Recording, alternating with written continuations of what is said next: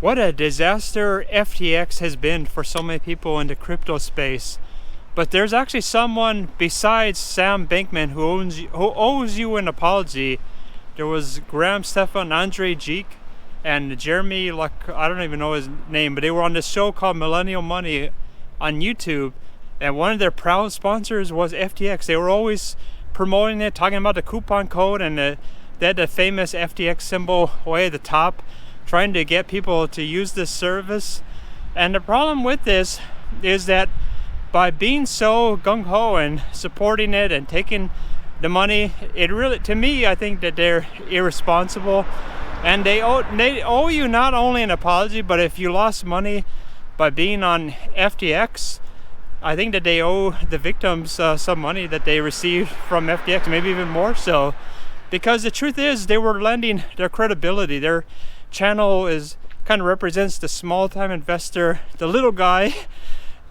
Maybe they're not so little anymore, but they used to be, and people thought, oh, they're trustworthy.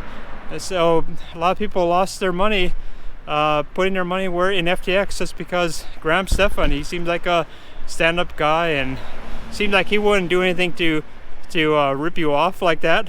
But a lot of people realized that he did. I mean, that they were advertising a bad service, and you have to wonder, what did they know? I mean, I'm not saying that they knew anything, but I never invested in FTX, and I would never suggest that any of you use that. Even if FTX was willing to pay me $200,000 a month, I still wouldn't have advertised them, because I never believed in FTX. I always thought that was a shady enterprise, and it doesn't really take a genius to think, Coinbase wasn't really willing to advertise on any YouTube channels. How come this crypto exchange in the Bahamas, how come they were so willing to spend the money?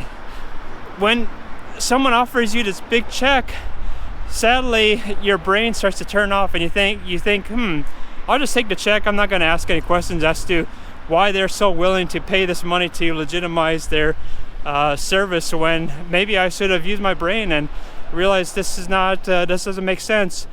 What I think people should do is to follow the precedent. Someone already sued a lot of the pumpers of FTX, including what was that football player, Brady or whatever his name is, and some of the other people. I don't know all these celebrities' names, but people did the right thing, I think, by at least starting the lawsuits. Because if you go through the process of filing the lawsuits, I think you might actually end up with a settlement. Now, here's the rule that I heard, that is, when it comes down to celebrities promoting something that turns out to be fraudulent, you can only really win if the celebrity knew that there was a fraud going on. However, I think you have at least enough evidence sometimes to start the claim and then do discovery to find out what they knew, when they knew it.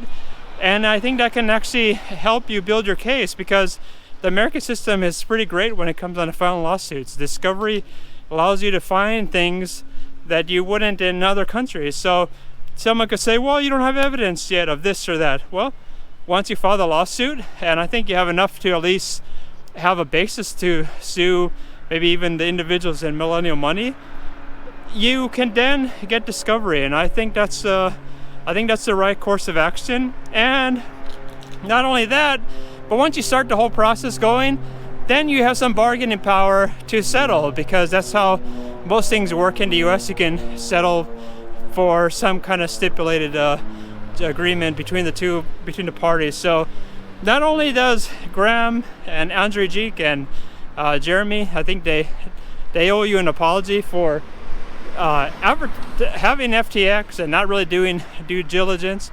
I think that you should also consider demanding a judgment and then filing a lawsuit as well. So that's what I have to say about that. I think you can hit the like button, subscribe, and I'll see you next video if I don't get run over.